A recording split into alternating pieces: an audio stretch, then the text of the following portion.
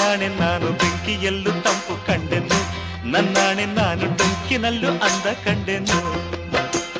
ಮಾವನ ಮಗಳು ನನ್ನ ಮೋಹಿಸಿ ಬಂದಾಗ, ಮಾವನ ಮಗಳು ನನ್ನ ಮೋಹಿಸಿ ಬಂದಾಗ ಬೇವಿನಲ್ಲೂ ಸಿಹಿಯ ಕಂಡೆನು. ನಿನ್ನಾಣೆ ನಾನು ಕತ್ತಲಲ್ಲೂ ಬೆಳಕ ಕಂಡೆನು, ನನ್ನಾಣೆ ನಾನು ಮತ್ತಿನಲ್ಲೂ ಸುಖವ ಕಂಡೆನು.